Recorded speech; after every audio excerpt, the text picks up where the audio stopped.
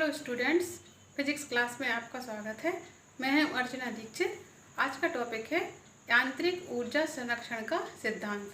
चलिए शुरू करते हैं। स्टूडेंट्स, ऊर्जा संरक्षण के सिद्धांत के अनुसार ऊर्जा को ना तो नष्ट किया जाता है और ना ही उत्पन्न किया जा सकता है। उसको केवल एक रूप से दूसरे रूप में परिवर्तित किया जा सकता है, अर्थात ब्रह्मांड की कुल ऊर्जा नियत रहती है। यांत्रिक ऊर्जा संरक्षण सिद्धांत। इस सिद्धांत के अनुसार बाह्य बल की अनुपस्थिति में किसी निकाय की कुल यांत्रिक ऊर्जा संरक्षित रहती है, अर्थात निकाय की स्थितिज ऊर्जा तथा गतिज ऊर्जा का योग सदैव नियत रहता है। इसको हम इस तरह से भी लिख सकते हैं कि स्थितिज ऊर्जा प्लस गतिज ऊर्जा बराबर नियतांक।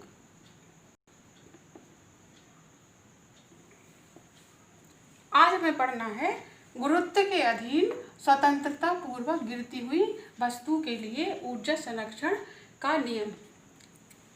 इसके लिए माना कि कोई वस्तु m द्रव्यमान की कोई वस्तु गुरुत्व के अधीन नीचे की तरफ गिरना प्रारंभ करती है।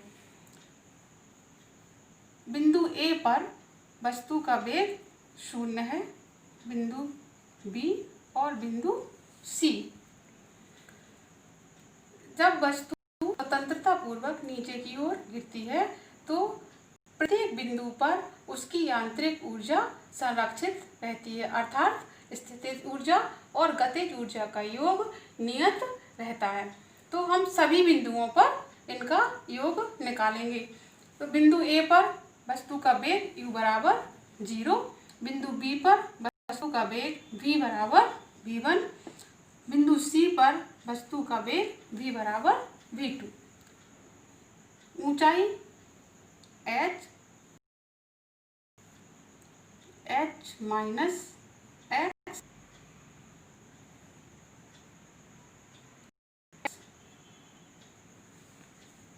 ठीक है। बिंदु A पर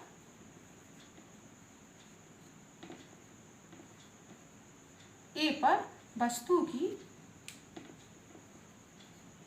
स्थितिज ऊर्जा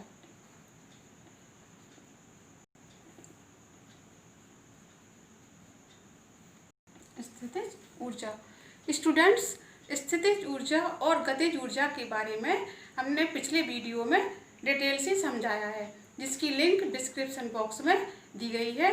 आप इस लिंक को खोलकर देख सकते हैं।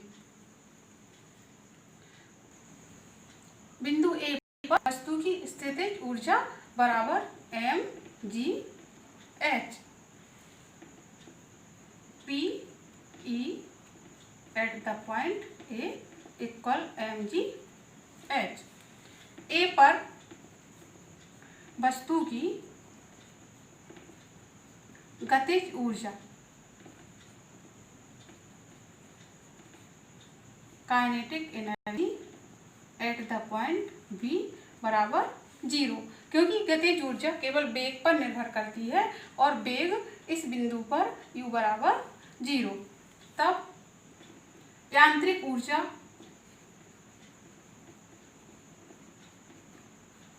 बराबर हो जाएगा स्थितिज ऊर्जा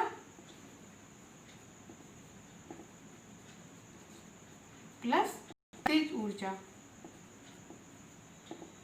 ऊर्जा बिंदु A पर, means mechanical energy at the point A equal potential energy at the point A plus kinetic energy at the point A। तो ME बराबर पोटेंशियल एनर्जी mgh प्लस 0 बराबर mgh। समीकरण नंबर 1। बिंदु B पर, अब हम बिंदु B पर इसकी स्थितिज ऊर्जा और गतिज ऊर्जा निकालेंगे। बिंदु बी पर।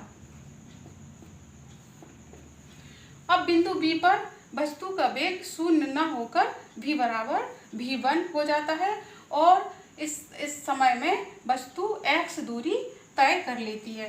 तब क्या होगा, वस्तु की स्थितिज ऊर्जा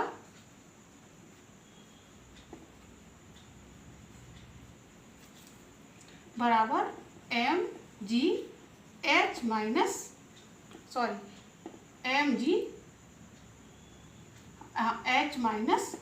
x, क्योंकि वस्तु की ऊंचाई इस स्थिति में h माइनस x है।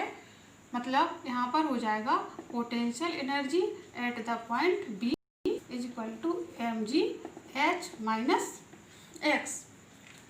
बिंदु B पर गतिज ऊर्जा kinetic energy at the point B बराबर हाफ mv1 स्क्वायर। अब v1 की वैल्यू कितनी होगी, इसके लिए हम न्यूटन के तीसरे समीकरण को देखते हैं। न्यूटन का तीसरा समीकरण है समीकरण न्यूटन के गति के तीसरे समीकरण से।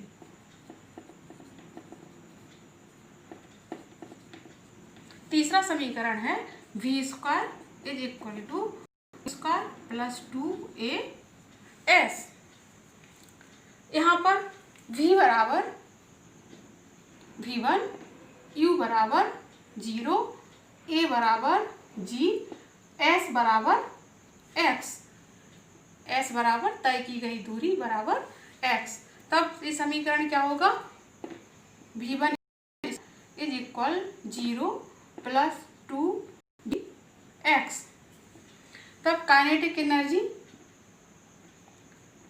B इक्वल हाफ m और v1 स्क्वायर का मान 2gx इक्वल mgx। तब टोटल एनर्जी क्या होगी, me eight the point B equal ये हो जाएगा mg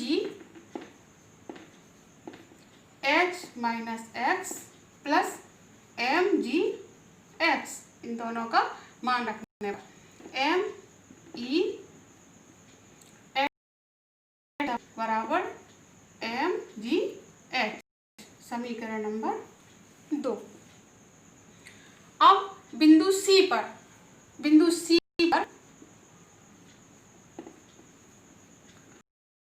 ऊर्जा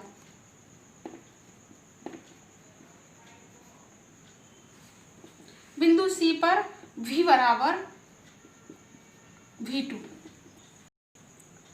तथा h बराबर 0। बिंदु C पर h बराबर 0।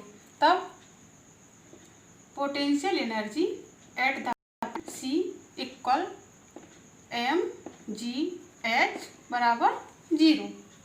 Kinetic energy at the point C equal half mv2 square बराबर, यहाँ पर फिर से गति के तीसरे समीकरण से v square equal u square plus 2as से kinetic energy at the point C equal, अब v2 स्क्वायर यहाँ पर हो जाएगा v2 square equal 0 plus 2g और वस्तु ने कितनी दूरी तय की है इतने में h बराबर h,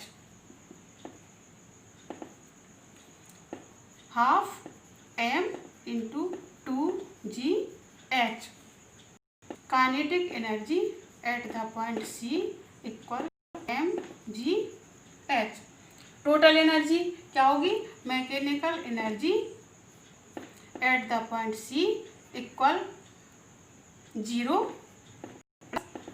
mgh एच बराबर mgh, समीकरण नंबर 3। अब समीकरण नंबर 1 में, समीकरण नंबर 2 में और समीकरण नंबर 3 में तीनों का ही मान mechanical energy of A equal mechanical energy of B equal mechanical energy equal C mgh। इससे सिद्ध होता है कि यदि किसी निकाय पर कोई बाह्य बल न लगाया जाए, अर्थात बाह्य बल की अनुपस्थिति में किसी निकाय की यांत्रिक ऊर्जा संरक्षित रहती है, अर्थात प्रत्येक बिंदु पर स्थितिज ऊर्जा और गतिज ऊर्जा का मान नियत रहता है।